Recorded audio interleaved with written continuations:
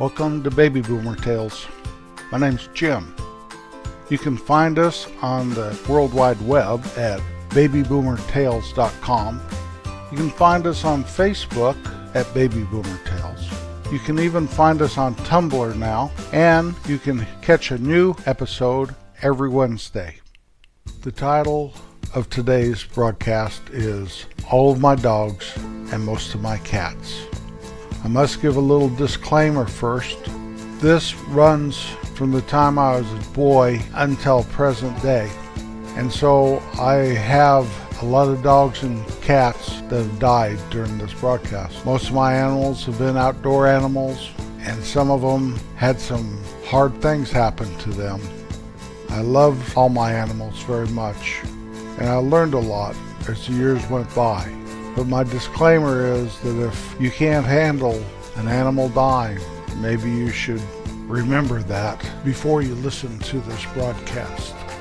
When I laid this program out, I really thought it would be a warm and fuzzy, feel-good episode about our pets and snuggling and getting licked in the face and romping in the tall grass and sitting by a fire petting, but it wasn't that. It was kind of an episode where you could have a Mr. Bojangles moment and grieve over your pet for 20 years, and that's okay. But if that happens, and it will, because they do not live as long as we do, do yourself a favor, go to a shelter, get yourself another pet. You'll love them for a long time, and then you can have another Bojangles moment. I appreciate you listening always. Animals are family, that's no doubt about it. I want to start off with all the animals I've ever had and loved. And this is for me as well as you. I want this to conjure up some memories of loved animals. My first animal was a little white dog named Snowball. We lived in a suburb of San Diego, California, and had this little dog. And the only thing I can remember, and I don't know if this is a true memory or a false one, but I remember my mother pushing me in a stroller down a busy street and Snowball running out in front of a car. Now, I know that Snowball was hit by a car and died, but for some reason I cannot place any kind of situation where my mother would be strolling me down a busy street with a dog running behind us or whatever. So I don't know how true that memory is, but Snowball ate it right there. And somebody in Tijuana, across the border, heard about Snowball being killed. So something happened where someone clear over in Tijuana would have heard about it and brought to my family a Cocker Spaniel and gave it to us. And we named him Pancho. Pancho became my dog, no doubt about it. I might have been a baby when we got him, but he must have been a puppy also. But I grew up with that dog. He went everywhere with me. We moved to Colorado when I was about 5, and the dog and I were best friends. There's very few places I would go when I was by myself that I was not with the dog.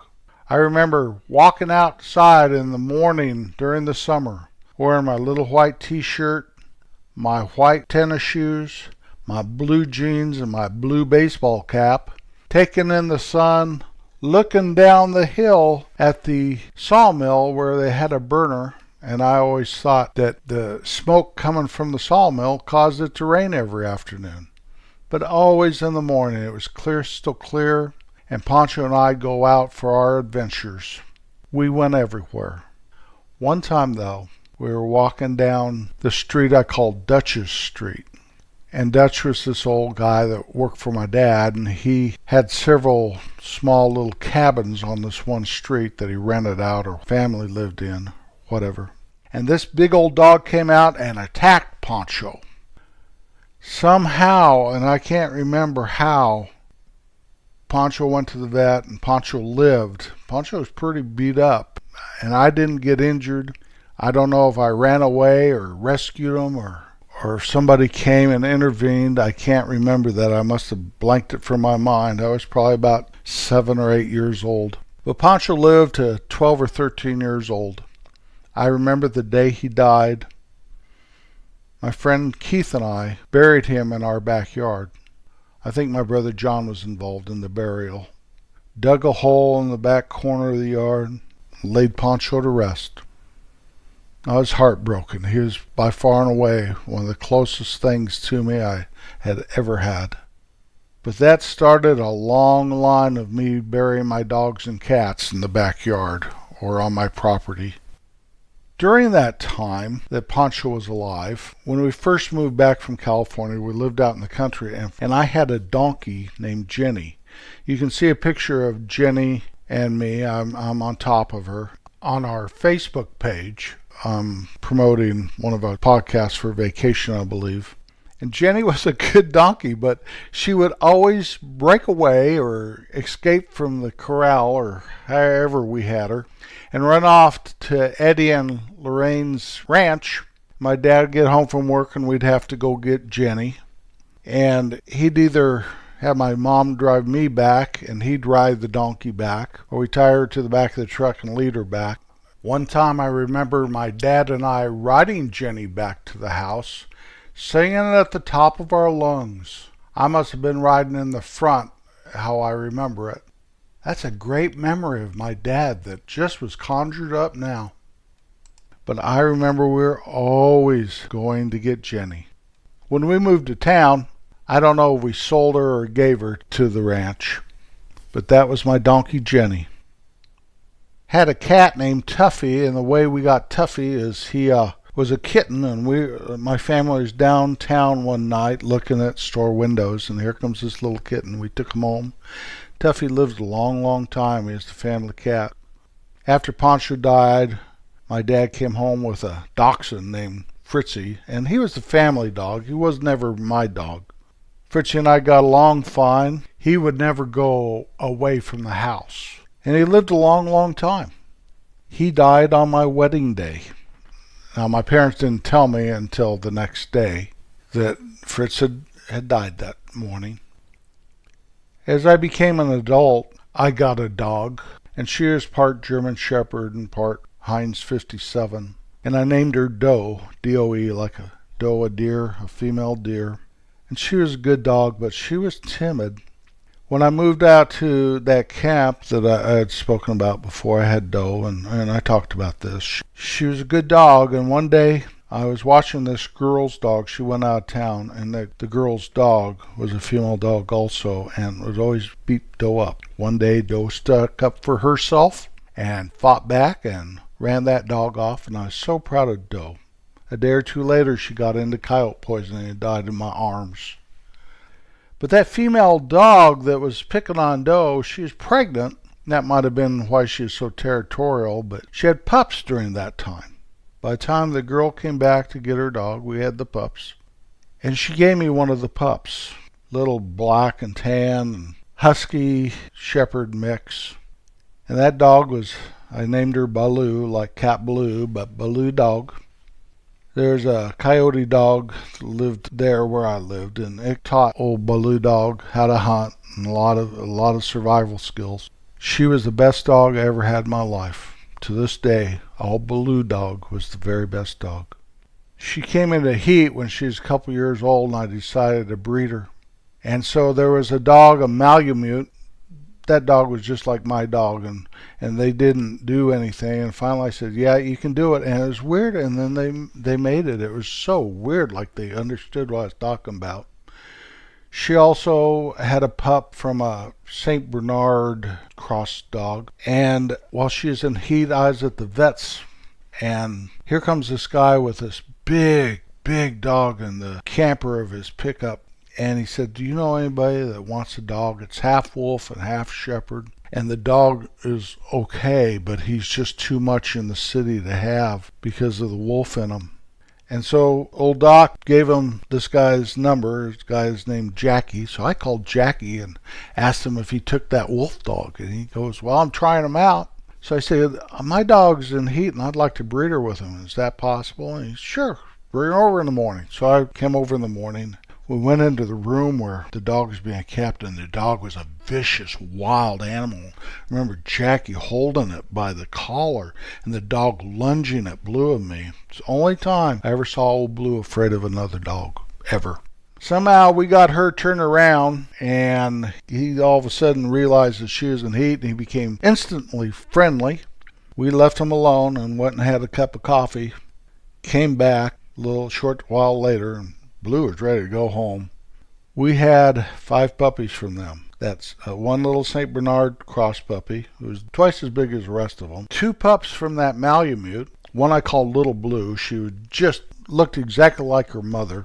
And one named Feather, who was the run of the litter and smaller. 1 female dog, and it was a she-wolf if I ever saw one. Dark gray, brownish gray. Nice dog, though. And this male that I decided to keep named Chuckahawk. So he was 1/4 wolf, 3/4 shepherd and husky and whatever. Chuck became a very big boy, over 100 pounds. Nice dog, but a mama's boy. I kept him with his mama. He never would stand up for himself because old Baloo was such a fighter and such a tough dog and such a loyal to me. I'd tell them to get in the truck, my 4-wheel drive pickup, and Baloo'd jump in on the side of it, jump in the truck, and old Chuckahawk used the back bumper and get in. They went everywhere with me, absolutely everywhere. I don't care where I was going, they went. I was going to the city, the dogs went. I was going on a trip, the dogs went. They lived outside. Blue was so smart, probably from being raised by the coyote. I remember they'd come back with these 1 or 2 porcupine quills in them. And Chuck sometimes they have more quills than Blue. Blue might have 1. And they'd have these skulls. And I finally figured out they were porcupine skulls. And the way it worked is they would distract the porcupine, and Blue would butt it on top of the head and kill it. Chuck could get a little excited and try to lunge at the porcupine and always get quilled. People used to tell me they'd see my dogs on top of the Continental Divide when they're off backpacking or hiking. And here's my dogs running around. After I got married and we moved to town, I was out with the dogs somewhere. They had something in a woodpile, you could tell. So I went over there. It was a kitten, and his ears were all chewed up. It wasn't for my dogs. They couldn't reach it. So I took that cat home, and we called her Kiki. The Denver Nuggets back then had a player called Kiki Vanderway. Maybe I named that cat after Kiki Vanderway. Kiki was a good cat, but we tried having that cat in the house, and for a while there I thought my wife had tuberculosis or some kind of lung disease or something. Turns out she was just allergic to Kiki. So Kiki was the last cat we ever had in the house. He found his way outside, and he lived a very long time. Would have lived longer, but got mauled by a dog that was owned by the guys buying firewood from. And Kiki didn't survive the operation. They were going to have to take off his leg, but the vet said, the cat will be fine, but went into shock and never made it. Chuckahawk got in a fight because he was a unneutered male, and these males try to castrate each other in these fights over females. He came home, his stomach was all ripped up and stuff, and took him to the vet, got him sewed up and stuff, but he died of an infection. From that day on, I decided that I would always fix my animals. I don't need to breed my animals. I don't need to show that my animals are virile by going off fighting over a female in heat. It was a hard lesson for me to learn, and I feel sorry for Chuckahawk. He did father one set of animals. My aunt, who lived clear on the other side of town, had this little dachshund type dog, and Chuck was always hanging out there. On Easter Sunday, that dog went into labor. And it was huge from being pregnant. And it couldn't have the babies. We had to rush her to the vet. And out comes these little dogs. They were Chuckahawk's pups, for sure. Those dogs were the weirdest dogs. They looked like a big dachshund with short little legs. So, little dachshund wolf mixed dogs. Before we moved away from that little town, had a cat named Barney and a dog named Andy. We gave Barney when we moved. We knew we couldn't take the cat to friends of ours at a dude ranch. And we took Andy, and the first thing that happened to Andy, we moved to a city and she got run over. I buried Andy out in the woods there. I buried Chuckahawk and Blue in our backyard and Kiki of our house in town. Blue lived to be 16. Chuckahawk died when he was about 10 or 11. Kiki, I don't know how old Kiki was, probably 10, 11. I remember when we buried Blue up on the hill in the corner of our yard at our house in town. My wife, my 2 girls, and I stood arm in arm, crying our eyes out. Later, we got a dog named Sandy, and we lived with a little 4-foot chain link fence in our house, and that dog was part golden retriever, part chow, I believe, and she'd always jump over the fence and I'd be running after her. I hated her for doing that. Then we moved to another house that had a 6-foot privacy fence and a big backyard, and that dog became a very good dog. Later, when we moved out where we live today, we have acreage and out in the country, and that dog, second best dog I ever had in my life. She did her job. She kept the wildlife and all that away. Could kill a snake like nobody's business. We got a friend for her, and I don't know if that was a smart thing or not, but Homer was his name.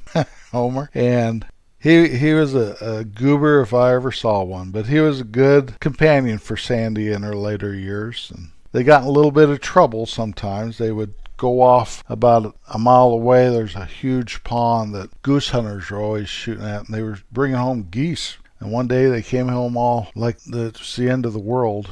They had been shot with a shotgun. Took them to the vet, and the vet said, well, if the blast didn't kill them, they're going to survive. The buckshot in them is not lead, so they're fine. So they didn't ever go over there stealing geese again. One time old Sandy, our pond was frozen, and I looked out there, and Sandy was hanging on the ice. Half of her is in the pond, falling through the ice. And like an idiot, I went in after her. We both survived. I knew it was a shallow end of the pond, or I may not have gone in after her. But when I did and I fell through that ice, I thought, this is stupid. I could have fallen, hit my head, whatever. The only thing that happened to me is the ice cut me up as I was going down, but I rescued my dog. We had a lot of barn cats out here. Started off with 2 little females, Victoria and Garfield, and I didn't fix the cat back then, and I wanted barn cats around to control the mice and rats. But Garfield, almost immediately I ran over. I was backing up and she just didn't get out of the way. But Victoria had 4 kittens, Soccer and Gray and Lucy, 3 little females, and Ozzy, a yellow male. Well, Soccer and Gray got run over too. That's terrible, I know, but I mean, they're not inside and things happen. Lucy lived a long time, though. She was white and black, mostly white, and she would have lived longer. She lived to be about 12. But then she got cancer on her nose from being so pale-skinned. The vet explained to me, since she is an outdoor cat, that happens to these pale-skinned cats and dogs that are outside a lot. Ozzy lived to be 18, though. He just died last spring. He is a good cat. He had 9 lives, that's for sure. One time he came home and his stomach had been ripped open. It looked like razor bladed open. It was probably on a thorn, and his guts were laying out on the porch. I picked him up. The fat sack was still around him. Took him to the vet. It's the only time he never fought me to go to the vet. But he did. He had 9 lives. All things are always happening to him. But he died of old age. Quite the cat. After all my dogs had died, Homer and Sandy, and I buried all these animals back on the back of the property. I have a regular little pet cemetery back there. We got a dog named Maxie. Maxie's a good dog. They try to tell me she was a lab, but her mama was a lab, but her daddy was a German Shepherd. So she's a mutt, and that's good. I like mutts. She just turned 11, and she's a good dog out here. Her only shortcomings are that she doesn't get moles, and I wish she would. Pets fill a space in one's being. They become members of a family. To some, they become their best friends. A lot of people talk to their pets like they're carrying on a conversation. A pet will put something into you that helps complete your soul, if that's your desire. When words are both true and kind, they can change the world.